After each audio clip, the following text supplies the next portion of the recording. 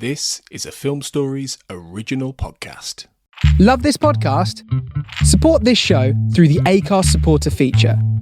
It's up to you how much you give, and there's no regular commitment. Just hit the link in the show description to support now.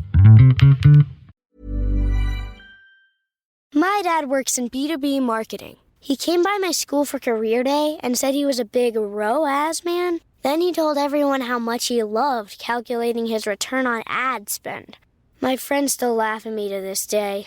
Not everyone gets B2B, but with LinkedIn, you'll be able to reach people who do. Get a $100 credit on your next ad campaign. Go to linkedin.com/results to claim your credit. That's linkedin.com/results. Terms and conditions apply. LinkedIn, the place to be, to be. When the energy is high and the music is right, pushing past your limits becomes that much easier. Take a reggaeton run or strength class on the Peloton tread, and you'll quickly see why these are the workouts you've been searching for. Every day brings new challenges from expert coaches who train and speak the same language as you do. Level up your workouts with Peloton Tread. Find your push, find your power. Peloton. Visit onepeloton.com. Hey, I'm Ryan Reynolds. At Mint Mobile, we like to do the opposite of what Big Wireless does. They charge you a lot, we charge you a little. So naturally, when they announced they'd be raising their prices due to inflation, we decided to deflate our prices due to not hating you. That's right. We're cutting the price of Mint Unlimited from $30 a month to just $15 a month. Give it a try at mintmobile.com/switch. $45 upfront payment equivalent to $15 per month. New customers on first 3-month plan only. Taxes and fees extra. Speed slower above 40 gigabytes. See details.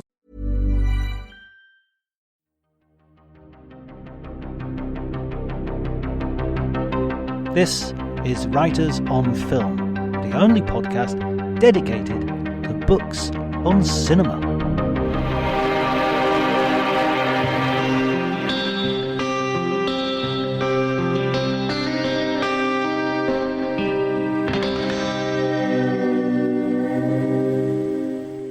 Hello everybody and welcome to Writers on Film. My name is John Blaisdell. I am a writer and film critic, and today I'm delighted to be talking to Maureen Foster, who is the author of Under the Skin, The Alien in the Mirror, one of the only books that has really dealt with Jonathan Glazer in a comprehensive and serious way, and yet at the same time is a really interesting and entertaining read about the making of the film and the whole process. So I'm really delighted to have you here with me, Maureen. Thank you so much, and thank you for thinking the book is entertaining. That's definitely a high priority. You're absolutely right. There are so many books out there which are very informative, but forget sometimes that we actually have to enjoy reading them as well. That's the key. That's the key. Thank you. When I came across this book, one of the things that I was looking for books to read about Jonathan Glazer, and your book really stood out because he hasn't made that many films, so he hasn't been treated. I think, I don't know, what do you think? What do you think his reputation is as of now? Well, this film, this latest one, has changed everything in terms of reputation,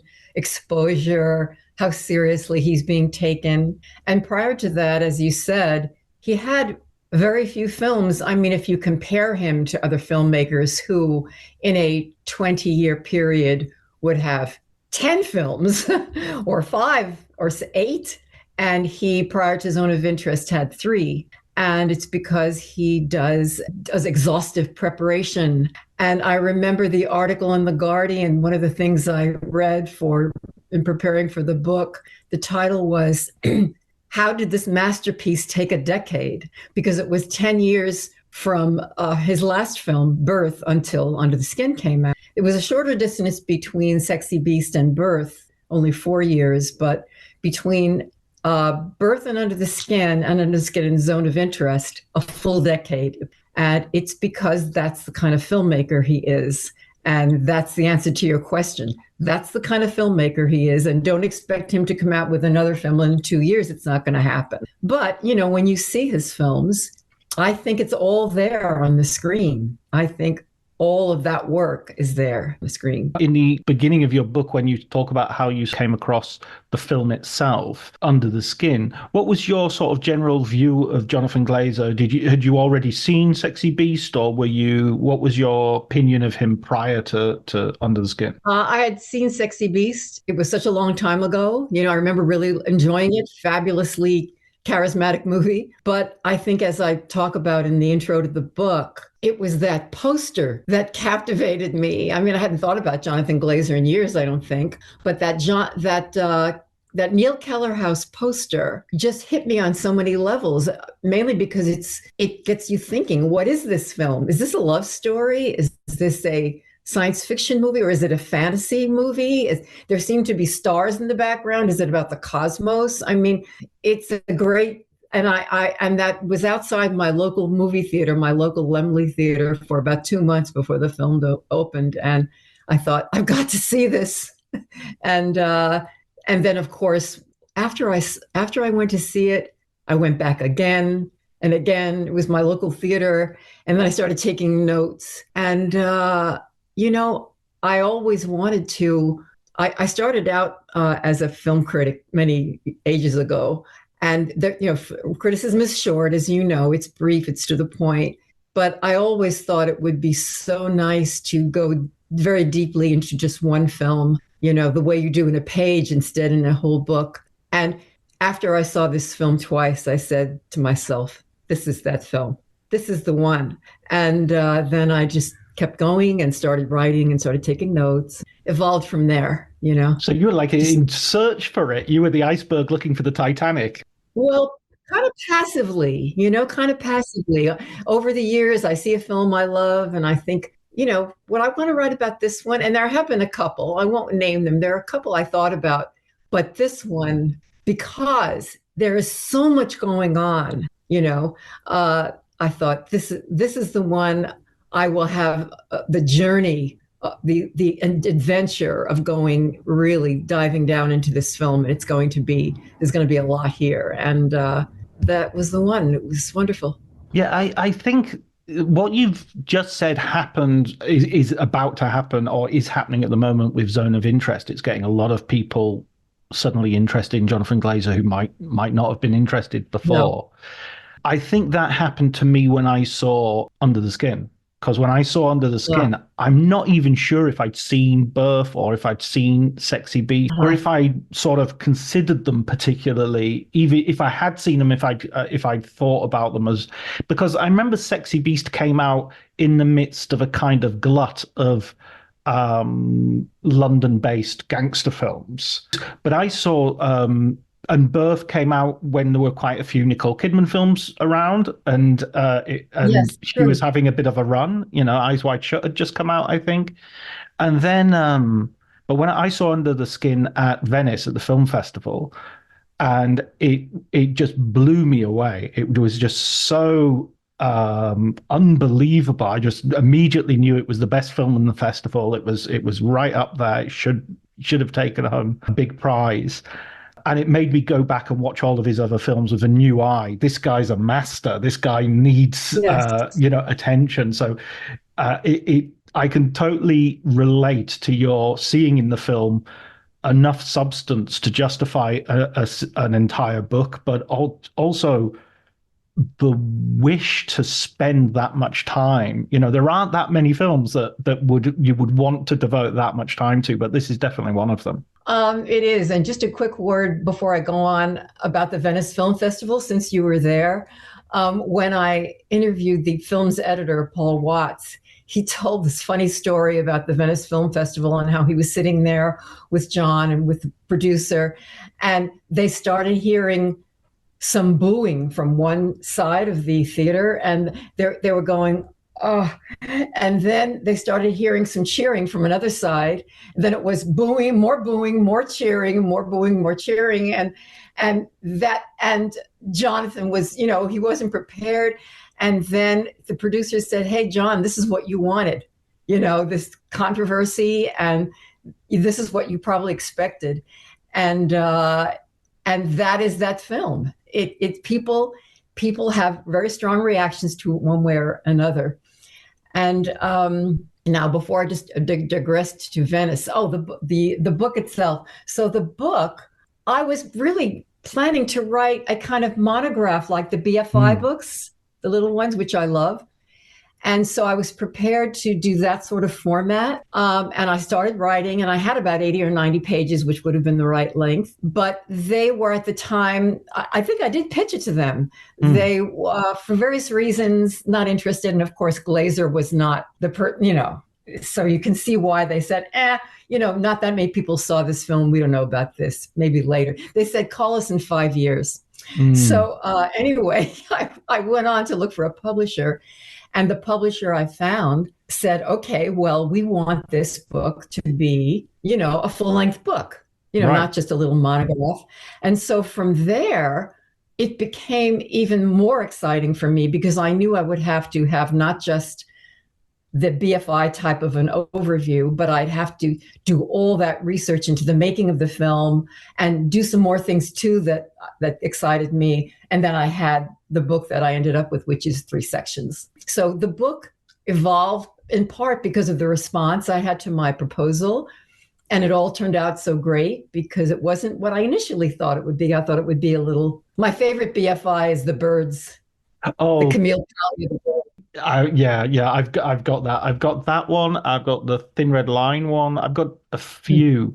There used to be a section in the library where I went to university in Liverpool. There'd just be a row of them, and I used to use them as like a break from my studying. I would go off and pick one out and read it in like an hour and then put it back. And yes, when I lived in Berkeley, there was a store like that had a whole shelf of them, and I began collecting them. My other favorite is the Eyes Wide Shut, the Michael Cheyenne Eyes Wide Shut.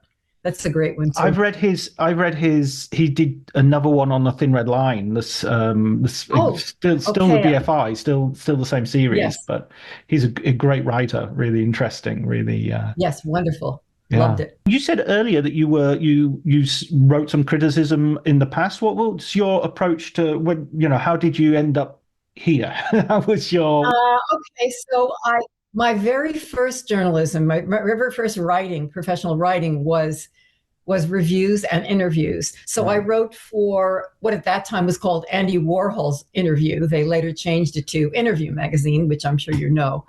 But in those days, yes, I was doing short film reviews. I interviewed filmmakers, and I moved from New York to Los Angeles at that time.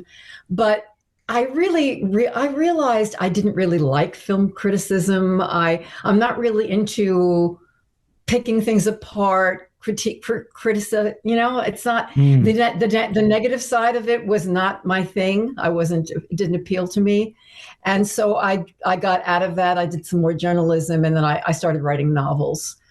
But I think that's another reason, going back to the idea I wanted to do a book, is that it wouldn't be a review. It would be something that was really positive. I mean, there is analysis, there is a kind of critique, but it would be more of an homage to the movie rather than, the kinds of things I did as a film critic. So that's another thing that attracted me to doing the book. That sounds so exciting as well, that you are going from New York and the Interview Magazine into Los Angeles and novel writing. It sounds like quite a journey. It was. And fiction is something I started in college and wanted to pursue that as well. But the Warhol gig was a kind of a nice bridge, to come to LA. And I interviewed at that time. The magazine is interested in movie stars from the history, as you know. And I interviewed Joan Blondell and Agnes Moorehead and people who were around in those days that Interview loved to publish articles about them. So it was fun job. Golden age. And so, yes, very much so. I wanted to know as well, I mean, this is stuff that you talk about in the book as well, but our listeners probably don't. So the Michael Faber novel, which the film is based on, that's the thing about this book. You give a really good description of all of Glazer's career up until this point as well. So I found myself going back and rewatching Sexy Beast and rewatching Birth. Both films have grown enormously in my estimation. Yes.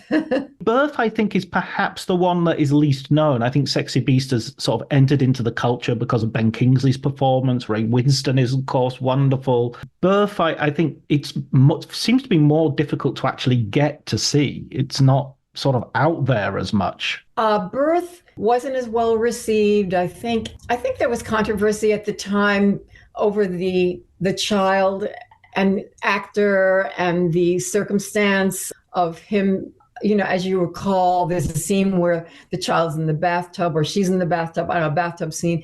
People were a little unnerved by that. I think that got too much publicity at the expense of what a beautiful piece of art the movie is. And also people didn't know what to make of it. And here's the thing about Glazer. He reinvents every genre. So whatever he makes, it's going to be of that genre, but like not anything in that genre you've seen before. He did it with Sexy Beast. Totally. It's a heist film, but it's a love story. It's an intense love story. And then Birth, is it a paranormal film or not? And he did a completely different spin.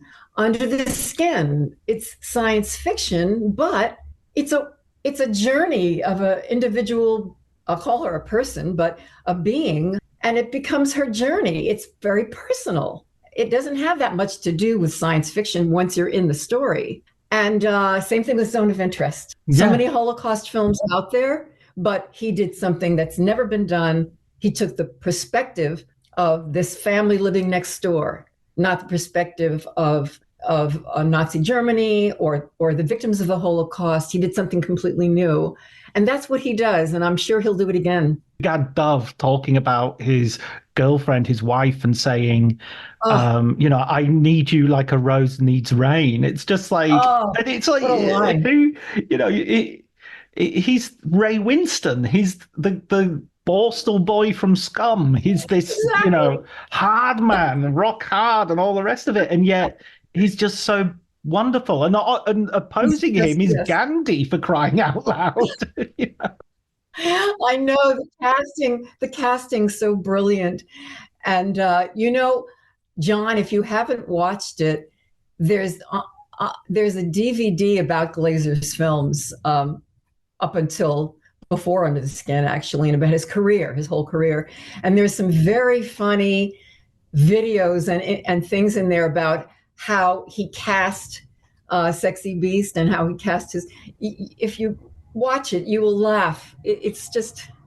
I forgot the actor's name now, but it's someone that I'm sure you're familiar with, who he keeps turning up in Glazer's life and giving him advice on who to cast. You got to watch it. It's hilarious. You'll laugh. I also went back because you described them. So I sort of went on YouTube and dug them out, the music videos and some of the art videos that he's done, some of the commercials that he's done, are just incredible. And we're used to film directors, Alan Parker, Ridley Scott, Tony Scott, David Fincher, lots of film directors have come from music videos and have come from commercial video work and commercials generally. But Glazer, even when he does commercials, seems to do, he doesn't have hundreds and hundreds out there. He's got like 10 or 15 out there, which are all really amazing. Yeah, that surfer commercial is, I've watched it so many times. It's captivating. The way they did that, the way they overlaid, it was inspired by a painting of horses.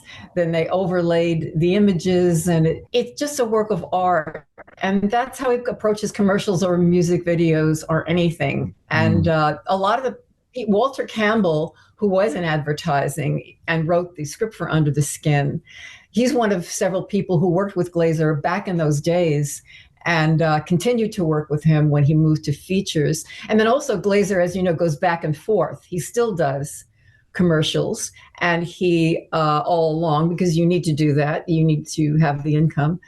And he's got the wonderful, even the Prada campaign he has now with Scarlett Johansson, I love. I think it's captivating. So he's just got that way. Everything that he does is just different. And there's an amazing Sony campaign he does where he's blowing up paint Yes. in a Glasgow housing estate, which you describe as well in your book. Yes, that's a lot of the crew that later worked on Under the Skin, and it's Glasgow. So when they got to shoot Under the Skin in Glasgow, they said, "Oh, here we are back again. Last time we blew up a building, and now we're shooting this film." And there was some talk about possibly shooting the film elsewhere among the producers, but Glazer was set on shooting it in Glasgow. I think it was a magnificent choice, so that's where it's set. I remember one thing, and I think we can move on to Under the Skin now. I remember one thing about watching it in Venice. Some of the critics around me,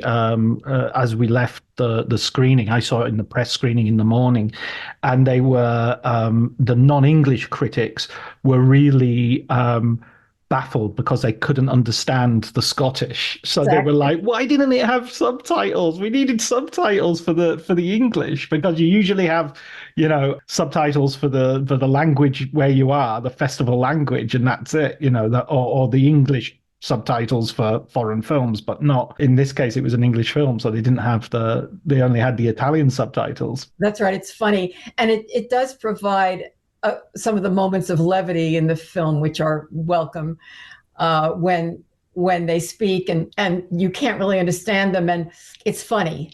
So, and the audience laughs. Every screening I went to of the film, the audience would be laughing because they could tell that, they couldn't understand.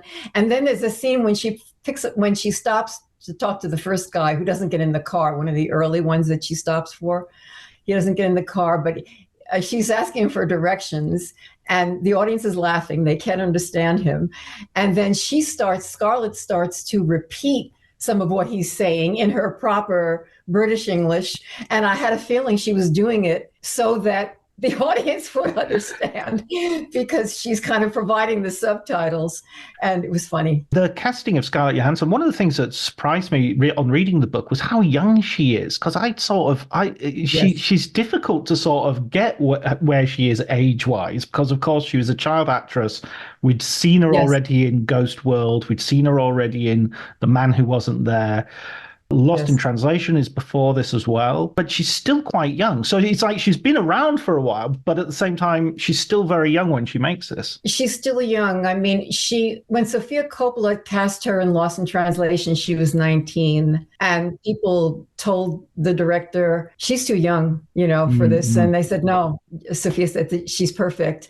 And she goes up against, she has in several films been cast opposite veteran male actors, Bill Murray, John Travolta, and in Girl with a Pearl Earring also. And Firth, she holds her own. She holds her own, playing opposite these really strong actors, because there's something really deep and timeless about her. She conveys something deep. And I know that's part of why Glazer cast her. And because that also, it transcends not just her age, but she can play an alien. She can play, there are other levels to her, other dimensions, and great casting, One of the things what's brilliant about the book as well is you have this really detailed, scene by scene, shot by shot analysis, if you like. Analysis makes it sound too dry, but a sort of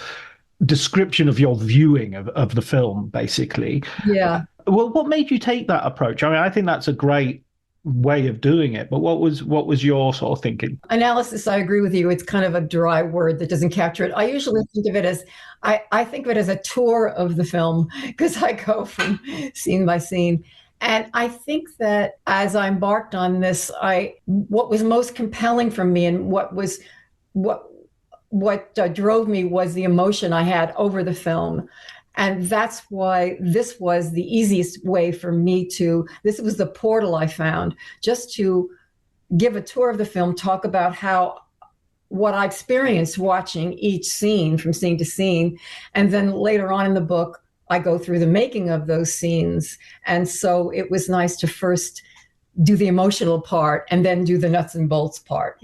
Here's where they use the practical effects. Here's where they use these special effects, etc. So I think it as well, it allows you to sort of, there are so many parts of the film which I'm familiar with, but by doing that close watching, like I keep wanting to say close reading, as you would say in sort of that's literature. what it is. It is the same. It is that. Yeah, close reading. You have this situation where, like, for instance, where you refer to the mirrors and how, in fact, that's one of the titles, that's the subtitle of your book, The Alien in the Mirror. It's actually the title. You refer to the mirror as potentially sort of like a communication device, that maybe they're not looking in the mirror, or maybe because that makes much more sense in a way. Why, looking at a mirror just to see your reflection is a very human thing, whereas for the alien to be looking in the mirror, it could be doing it for a totally different function. Oh gosh, it occurred to me when I was watching the film, because she seems to be looking for something in that mirror, not just her own reflection, and she seems to be getting something back from it. And then after that intense scene just before she flees her mission, and then later her colleague looks in that same mirror and is searching it, and I feel like he's getting information too from that mirror, perhaps about her whereabouts. I don't know. It's just an idea, but that mirror was more than a mirror, I feel. So, yeah. And then there's so many mirrors, her rear view mirror, her compact mirror. There's a scene where she regards her body in the mirror later on, her whole body, and she's looking at it. And the editor, Paul Watts, he said, I love that shot because she's gazing at the thing she's traveling in. And it's true. I mean, she wore the body. It's like a suit and for that character. And it's like, what is this? And how do I look? And I guess this is why all these men are looking at me, but why? And so on. And it's a beautiful moment. So, and other mirrors as well. They're all through it. The film. And it's sort of like it, but it's a kind of motif that runs through it, and just as the sort of eye in Blade Runner, it's the mirror in Under the Skin. That's right. That I like that. That's my favorite film, by the way. Blade Runner. Mm-hmm. Oh yeah. Well, it's definitely up there. It's definitely in the top one. Yeah, absolutely. It took a while for Glazer to actually, I mean, as you would imagine, if you're only going to make a film once every 10 years, you want to choose the right film to devote that amount of time to. So it took a while for him to sort of find the story and find the script and put it all together, right? Yes, that took years. Because he had a couple of other scripts before he ended up working with Walter Campbell. And the first one was very close to the book. And it was a good script. But Glazer said, I want to make a film about the book, but I don't want to film the book. And so that distinction was critical for him. And he moved on to another script and then finally another one. But if you read the Michel Faber book, it is so different from the movie. And I love the book, but there's an entire storyline in the book that's not in the film at all.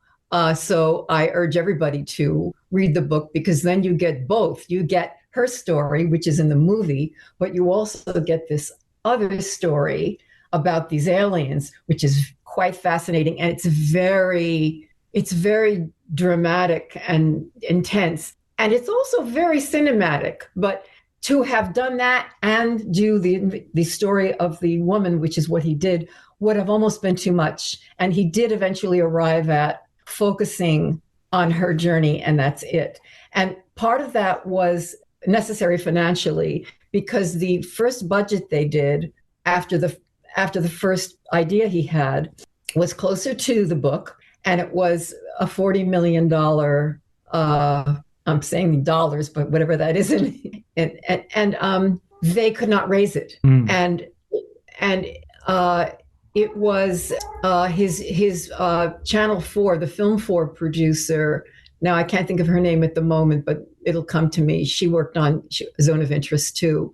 They sat down and she said to him, This was some snowy night in her home. They were talking about it. This was when they couldn't raise the money initially. She said, is it possible that you could reframe the story and go back in and do it for maybe half that budget? And that was when he cut out that whole other story about the alien. Even so, it wasn't everything that's in the book. It was just some. But he then brought it down to, this is just about her and her experience on Earth. And then they got it down to I think a $14 million budget. And then they were able to get the finance. I'm going crazy because I can't remember her name, but it's in the book.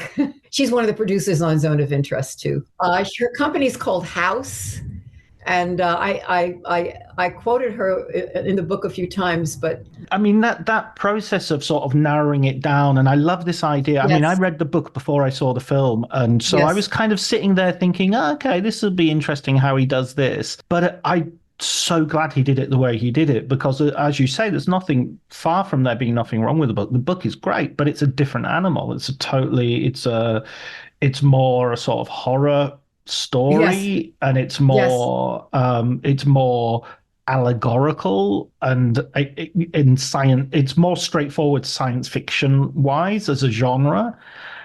Whereas this is a really pared down, as you say, there's barely anything science fiction in it at all. The black room with the floor and everything could just as easily be almost fantasy. It's not technological. It's not apparently technological. I had a friend of mine who we were arguing about the film after the screening in Venice, and he said, this could be, his point was, this could be a gangster movie. This could be an Eastern European prostitution ring in which the guys on the motorcycle were just luring people back to the house to kill them for money. And she's the honey trap, and that's he wasn't necessarily arguing it wasn't a bad film or anything like that, but he was sort of like, but where's the science fiction if it's this and if it's that, but I just thought it was that bare bones format was absolutely perfect, and I kind of like genres where it reinvents what is possible to do in that genre. Which is what he does always. And I like your friend's idea. I think that's an interesting take on that film. And I think that's another reason why the film didn't get a big audience. People went into it and then said, where's the science fiction? So if you have the potential audience for this film, which is the science fiction audience, which is enormous, and then you have these Scarlett Johansson audience, which is also enormous, and yet the film did not do well. So I think both of those audiences were disappointed, and then through word of mouth, they got, well, this isn't the kind of science fiction film we want to see, and this isn't a Scarlett Johansson film we want to see, so we're not going to go.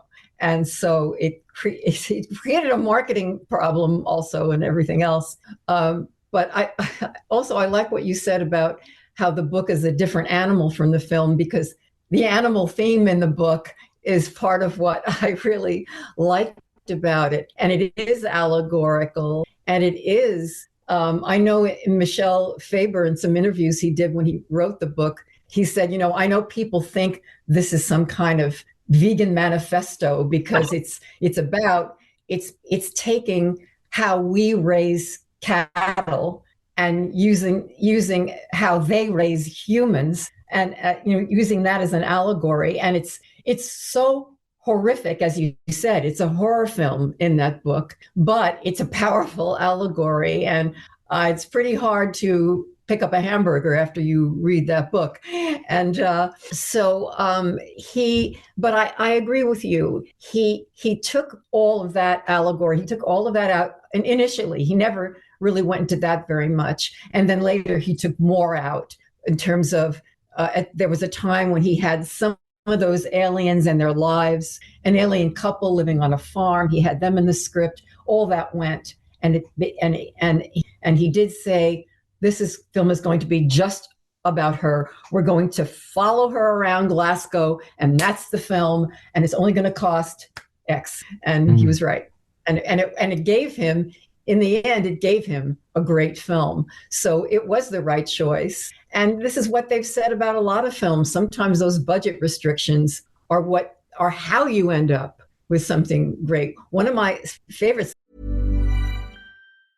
This episode is brought to you by Progressive Insurance. Fiscally responsible, financial geniuses, monetary magicians. These are things people say about drivers who switch their car insurance to Progressive and save hundreds. Visit Progressive.com to see if you could save. Progressive Casualty Insurance Company and Affiliates. Potential savings will vary, not available in all states or situations. My dad works in B2B marketing. He came by my school for career day and said he was a big ROAS man. Then he told everyone how much he loved calculating his return on ad spend. My friends still laugh at me to this day. Not everyone gets B2B, but with LinkedIn, you'll be able to reach people who do. Get a $100 credit on your next ad campaign. Go to linkedin.com/results to claim your credit. That's linkedin.com/results. Terms and conditions apply. LinkedIn, the place to be, to be. Science fiction films is Primer. I don't know if you ever watched Shane Carruth. Yes, exactly. And he had just a tiny amount of money. I think he made it for $7,000 or something. And boy, so he was forced to do what he had to do. And that film just sings. So, sometimes it's good to cut back. Absolutely. I think sometimes it's a danger with some directors that they get that everybody wants to get that big budget so they can tell a bigger story. And then they get a little bit stuck that if they can't have that big budget, then they can't tell a story. And it's like, well, why can't you used to be able to? Why can't you go back to that, or go back and forth? Francis Ford Coppola is coming out with Megalopolis in the next couple of weeks. He did do that to some degree. He did make Apocalypse Now, but he did also make Rumblefish. He went from big to small and back again sometimes. And the second part of the book, you go into the minutiae of how they made the film, and I think that this film really justifies that making of, because the way they made the film was so consonant with the themes of the film, with ideas of observation, with ideas of technology, and it almost became part of the story, the way people are being observed and everything. So I loved all that material. I thought it was really original and interesting to have that come out. I'm so glad you enjoyed that. It was so exciting to do those interviews, to talk to, did the special effects, the other things that were going on, that suit that they designed, that suit so that he could go underwater and he could still breathe. So that's like the flesh suit that they could wear. Yes. He puts on this skin suit that's all wired with tubes so he could breathe while he was underwater, because there's that magnificent scene of the two of them under that. We call it water, but whatever it was. And they're looking at each other. They're seeing each other through that murk, and they had to be able to breathe. So the way they combined, once again, the practical effects of things like designing suits with some special effects, which they did use, which were from those companies, One of Us, and there's another visual effects company, who also worked on Zone of Interest. I think Glazer is very loyal. He brings people from one picture to another. Yeah, that's what I got. He sort of has a crew that he sticks with. And certainly his producer, Jim Wilson, and his editor, Paul Watts. And these people, as I said, they go back to his other work as well. And yes, the nuts and bolts of making that film are fascinating. And I'm glad you enjoyed that part. And it's also that it was that, but at the same time, it was like this. It's this most sophisticated, stuff, and at the same time, it's guerrilla filmmaking. They're driving around. They're in the back of a van. They've got the cameras in the back of the van, and she's driving around Glasgow. She was quite a wild driver, as I talk about in the book. And they were going, oh no, like this in the back seat. But it's almost like cinema verite, where she going around those streets. There's people in the street. She turns to avoid them. There's people coming out from the football stadium, and it was documentary like in some places. So you have that, and you also have the effects, and yet he manages to put it all together, and it's seamless. All the different aspects of filmmaking, that you see in this, and it all kind of works together. None of it jumps out or anything. I mean, that's also interesting in terms of when we're talking about budget, because that scene where they come out and the football fans are coming out of the stadium, you have a scene that is so cinematic because you literally got a cast of hundreds, thousands walking around the van, and it's brilliant, and you're getting it for free. You're getting it as Roberto Rossellini did in 1945 with Roma Città Aperta. It's Italian neorealism. Let's just get the camera out there and film what's outside. That's right. That scene reminded me of that Italian neorealism, and because those people are pouring out, they're pouring onto the street. It's shot in a certain way, and that was timed, by the way, to, they looked up the schedule for the team, and that was timed so they would be driving down that street, and they would get this influx of people, as you said, all these extras, and I had fun looking at. Thank heaven we have this Google Earth thing. I looked at all those neighborhoods when I was researching the book where the streets where she drove.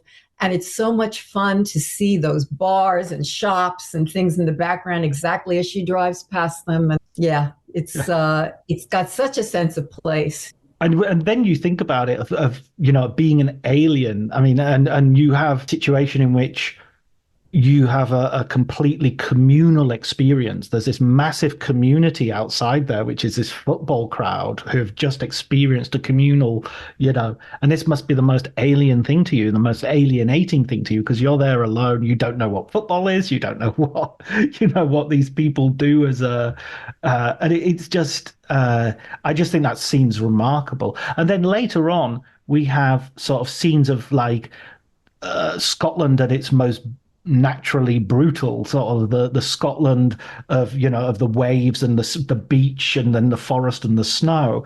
That scene, one of the scenes which I think most people find the most striking and terrifying, is the scene, of course, with a swimmer and the couple and the baby. Wow. That's kind of almost it really tests how far you're willing to go with this protagonist. It does. And that's the one where she does become, I think I even called the chapter monster in the book, because you experience her as a science fiction monster in that scene.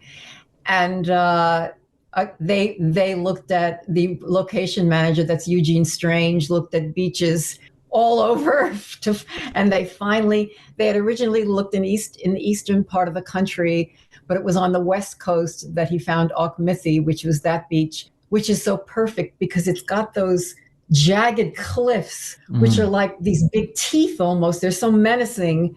And then this cove where all this bloodbath occurs with these hills in the background. It's so frightening. And it's in that scene, we experience her in that way. And yet the beauty is that later we experience her in another way. Like midway through the film, when she leaves her mission, this is another thing that so attracted me to the film from the beginning. She is leaving everything familiar. I mean, she's there. She's like a soldier. She's on a mission. She's a soldier. She's sent to this foreign planet. She doesn't know anything about this race of people. And she is now leaving behind her partner, who's her overseer, and a group of overseers. She's leaving that van, which it was protecting her physically and psychologically. And she's basically jumping off a cliff into a world that she knows almost nothing about. And when I saw the film the first time, I thought, this is extraordinary. This is the bravest creature I've ever seen in film ever. She doesn't know what she's stepping into, but it showed you her character. She was this monstrous soldier, whatever you want to call her, but she was brave, and she knew she didn't want to do that anymore. And then she now steps off this ledge to go into the unknown to find out who she is. And I think that's a big thing, that's a big part of why I went back to the movie over and over. That's what it was, that just personal thing about this character, which he conveyed, which I say also she conveyed so beautifully in the film. I found it really fascinating as well in terms of the sexual politics, because obviously it's very difficult to talk about let's have a feminist viewing of the film, because is she a woman? How can you gender her? You can't. You can't gender her, I agree, definitely. Yeah. But the way she is gendered by other people can be criticized. Yes. So when we find the misogynistic monster, when we find the way the bus driver is protective of her, which all these points you bring up, of course, there's there's a sense that her negotiating her new reality is as a woman in very much inverted commas, because she's just reflecting. She's another mirror. She's reflecting what people are expecting of a woman, or what are you doing here? Are you okay, love? Is there something wrong? I actually started to think on rewatching it recently after reading your book, there's a strange parallel with the new Barbie, in that she is a woman without genitalia. She is a very sexualized woman, and she doesn't have, it's the spoiler, the end of Barbie is about getting your, just as the scarecrow gets a heart, and at the end of the Wizard of Oz, Barbie gets a vagina. So it's it's Scarlett Johansson as the alien here. That's her sort of tragedy, is that she's beginning to learn what being a woman might be, but without the physical reality of it. Yes, true. And that's a funny comparison of Barbie. You could write an interesting essay about those two films, actually. Kind of go together. Or a tweet. I don't think an essay, probably. I think it's good for a tweet. Yeah. And I like what you said about her. Another riff on the mirror thing is that she is a mirror for people around her. And then from that, she learns about our culture, because she's wearing a woman's suit. She's not that.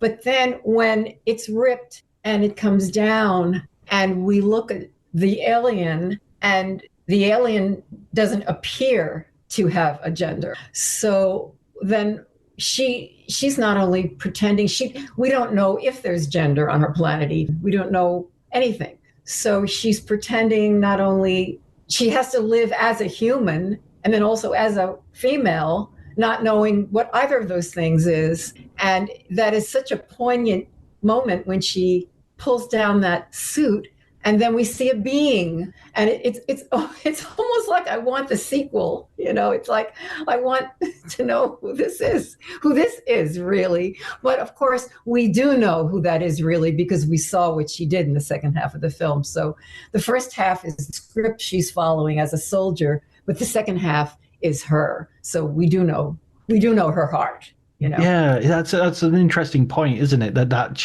All we see to begin with is a performance, and then when the performance is no longer there, yeah, precisely.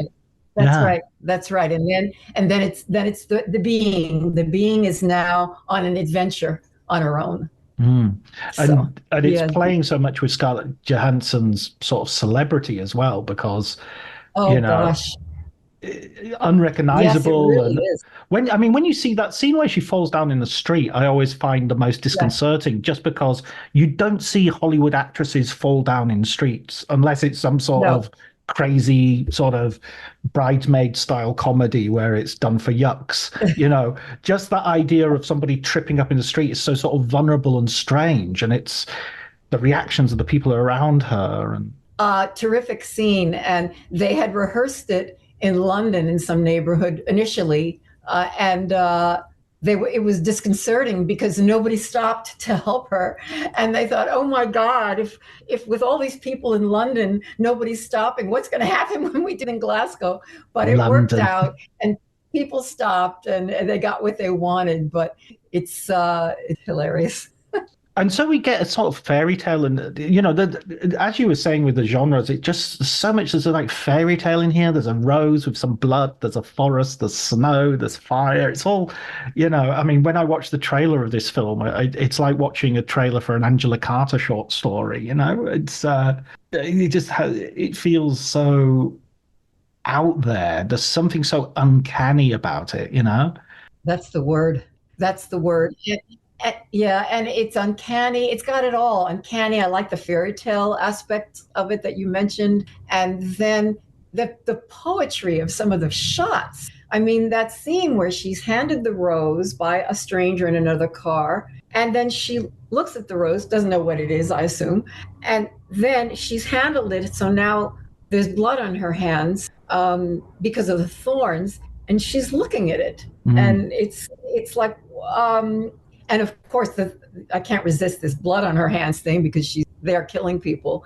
But it's a beautiful moment. And then you talked about a lot of the imagery in the film, and there's a lot of red, and there's a lot of just beautiful poetic moments. And that scene when she's in the kitchen, when she's in her new life now as a new person, and the guy who brought her home is tapping his foot to the music as he's listening to the song on the radio, and she starts to tap her fingers on the table, and we see this human-like response, or her getting something from him. That Deacon Blue song. I love that scene. I love that scene. Yeah. And this is in there too. So it's amazing how many kinds of moments and filmmaking there are in this beautiful Under the Skin. Yeah, absolutely. I totally agree. Let's talk a little bit as well about Zone of Interest, because I think there's everybody hopefully has had an opportunity to see it.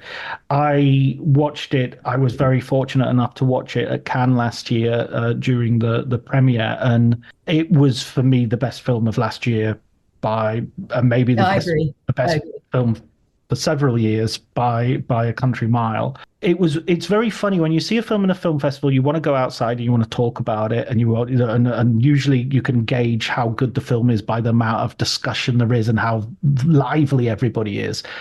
And then every now and again, there's another almost a different type of film altogether where you come out and you kind of just want to go home. You want to digest it. You don't want to reduce it with discussion. And Zone of Interest was that for me. It was the film I didn't want to argue about. I didn't want to speculate about its Oscar chances. I didn't want it to be in an Oscar race. It just felt, I'm glad it won the recognition it won. I'm glad that more people will see it because of that. Mm-hmm. But it just was a different quality of art that it doesn't need that sort of stuff. I like what you said about you don't want to reduce it, by talking about it, because you are it is reductive to have this some conversation just moments after seeing it. And, the film, it's Jonathan Glazer. It reminds me so much of Under the Skin, more than reminding me of Birth or Sexy Beast, because in both films, he withholds much more than what he discloses. And you're the one that really needs to bring something to the table and listen very carefully and look very carefully and figure out what's going on. And he's not interested in spoon feeding anybody. And this is what I love about his movies, but not everybody likes that. Not everybody likes that. And they'll walk away from the film and say, what just happened, or they didn't know what was going on, or it's confusing, or it wasn't what they expected. And you're not going to get what you expect from his films ever. And he's not going to explain. So, but for me, he gives me what I need to immerse in the film emotionally. And what he did with Zone of Interest and the Johnny Byrne, who won the award also for sound, talks about how it's two films. And this was Glazer's idea, the two of them. that it's the film you hear and the film you see. So the film you see is the family and their lives next to this camp. But the film you hear is what's going on in the camp. And it upsets me when people say, where are the victims? You didn't show didn't you listen? It's like they're pervasive. They're ubiquitous in the film. It's heartbreaking. Every single sound is the suffering that's going on over the fence from this family. And so it's all there. But, it isn't like any other Holocaust film, so people have their criticisms of it. But I feel that he did what he's brilliant at, which is it's an art film, and he grips you emotionally through here, visuals and sound. Under the Skin, it's that Michael Levy's score that is throughout, that is just, as you know, but also Micah's score in the end of Zone of Interest is so stunning and powerful that it's as if there's not much score before that point. It's mostly sounds, but it's as if the score was withheld so that all the emotions building in the film could suddenly, like a tsunami, come out. And I'm in the theater listening to that score, and I thought, oh God, Micah did it again. I mean, it's like, oh, and it's all there. And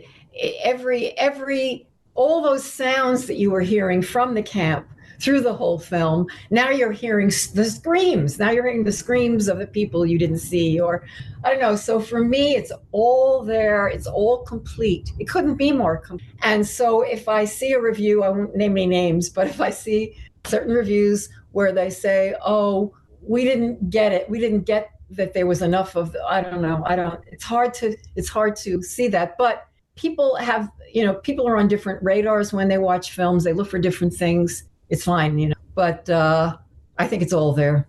I agree. I totally agree. And I also think that, I had one moment where I was thinking, I was kind of halfway through my viewing experience and my very first viewing, and I was thinking, this is almost too good, in the sense that, can we use the Holocaust as an opportunity to show how good I am at making a film? And there was a moment that I was disturbed by that. I was thinking, this is almost too good.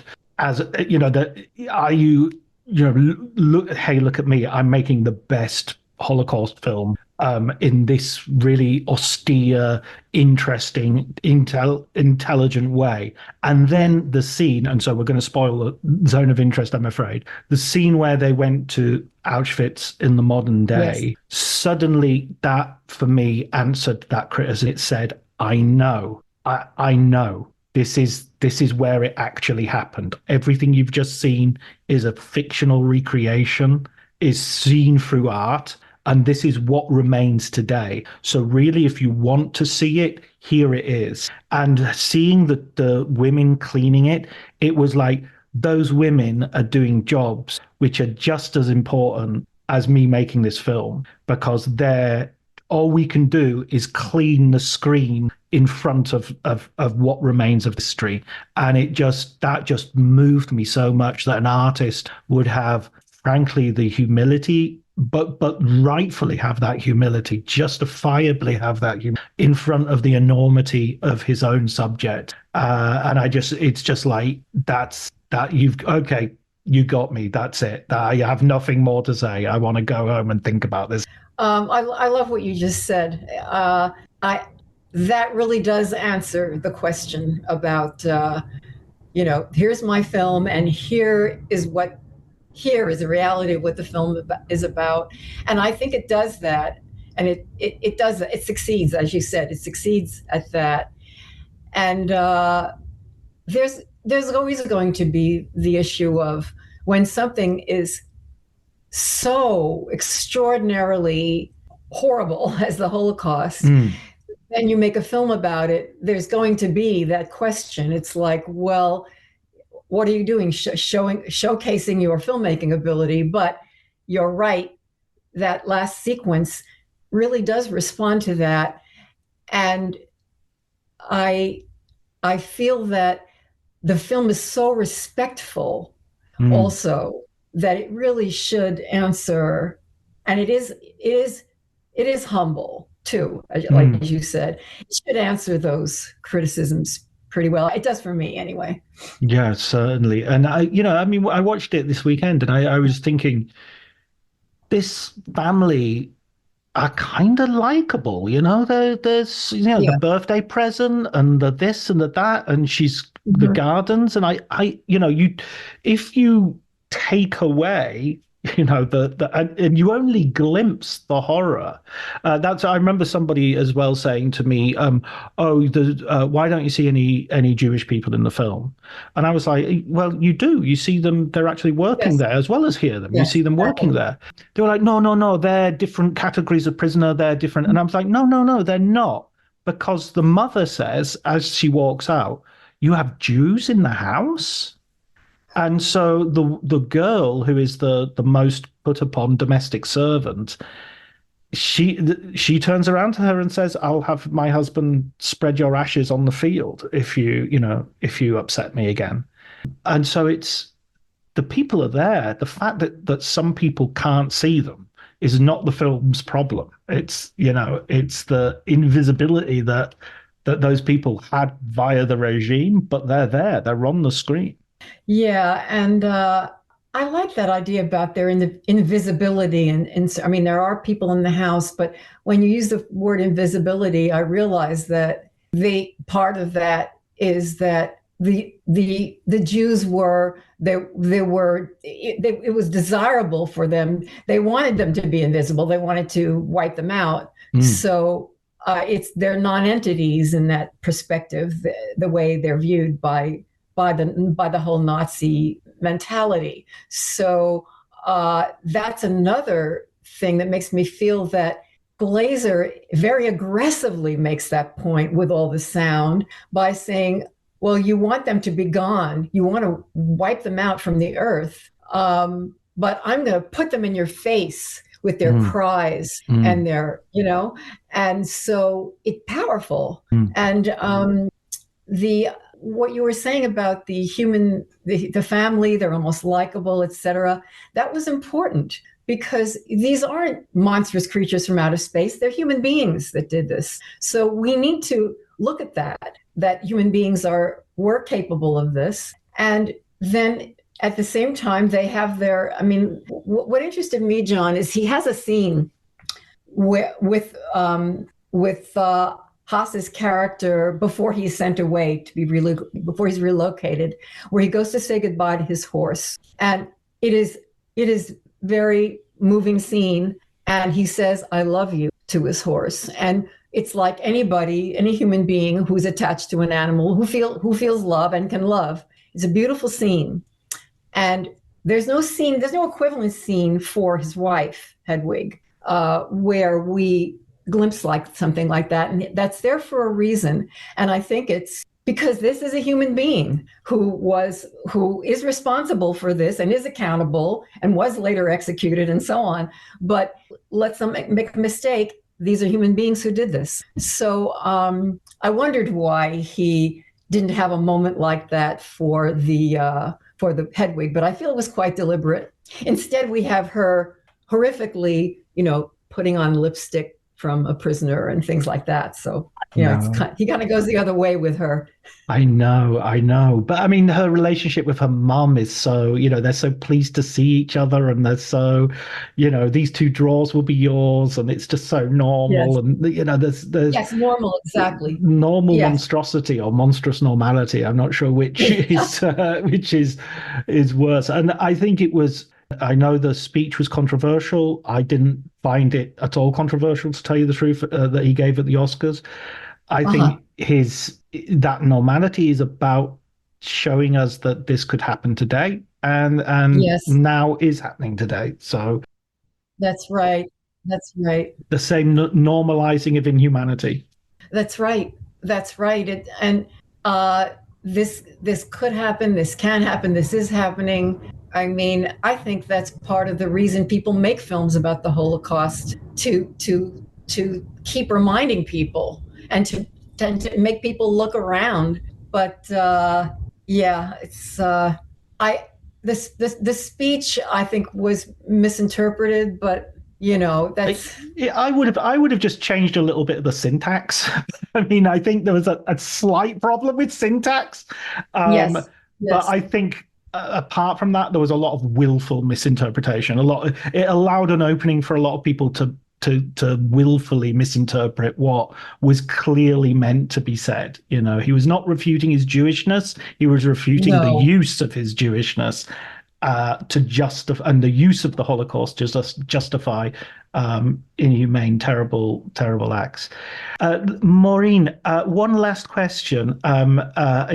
We could honestly, I could do this for hours because there's so many things we could talk about with Jonathan Glazer's work. But one last question is, I would like you to recommend a film book for us, for our listeners, because we always try to send people off with an idea of another book to read. Oh boy. Only one?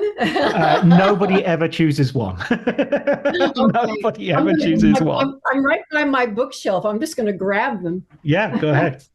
Let's see. For Antonioni fans, or for cinema in general, just all cinema. I happen to love Antonioni, but the appreciation of this filmmaker's work. So it's Seymour Chatham, Antonioni, or The Surface of the World, a deep and detailed appreciation of his work, and especially for people who maybe don't get Antonioni or don't think they like him, or I don't know. I loved it. Brilliant. Absolutely loved it. Yeah. Brilliant. Let me think if I want to go on. I don't know. This is another wonderful movie. It's an older book, but Closely Watched Films by Marilyn Fabe. Oh, wonderful! Was a teacher many years at UC Berkeley. Right. In fact, she's one of the two people who started the film department at UC Berkeley in the 70s. It's about a lot of different movies that are some old, some more recent, but just really good analysis. Also, she was a wonderful professor, so very good, very accessible. Excellent. Writing about movies. Yeah.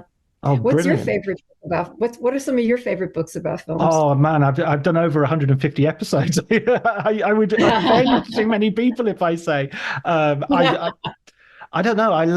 I very much have enjoyed Roger Lewis's biographies, but he's been my last guest, so that's because it's very fresh in my mind. I may have to go back and watch all your podcasts then to get your book. Book referrals. Yeah, absolutely. Yeah, I'll be happy to do it. There are plenty in there. Thank you so much. This was such a pleasure.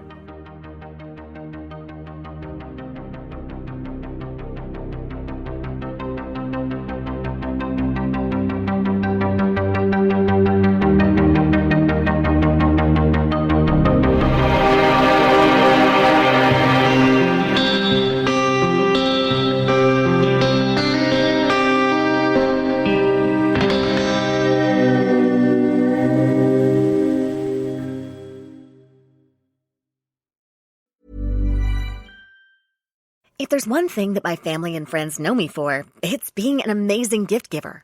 I owe it all to Celebrations Passport from 1-800-Flowers.com, my one-stop shopping site that has amazing gifts for every occasion. With Celebrations Passport, I get free shipping on thousands of amazing gifts. And the more gifts I give, the more perks and rewards I earn. To learn more and take your gift giving to the next level, visit 1-800-Flowers.com/ACAST. That's 1-800-Flowers.com/ACAST. This episode is brought to you by Progressive Insurance. Do you ever find yourself playing the budgeting game? Well, with the Name Your Price tool from Progressive, you can find options that fit your budget and potentially lower your bills. Try it at Progressive.com. Progressive Casualty Insurance Company and Affiliates. Price and coverage match limited by state law. Not available in all states. My dad works in B2B marketing. He came by my school for career day and said he was a big ROAS man. Then he told everyone how much he loved calculating his return on ad spend. My friends still laugh at me to this day. Not everyone gets B2B, but with LinkedIn, you'll be able to reach people who do. Get a $100 credit on your next ad campaign. Go to linkedin.com/results to claim your credit. That's linkedin.com/results. Terms and conditions apply. LinkedIn, the place to be, to be.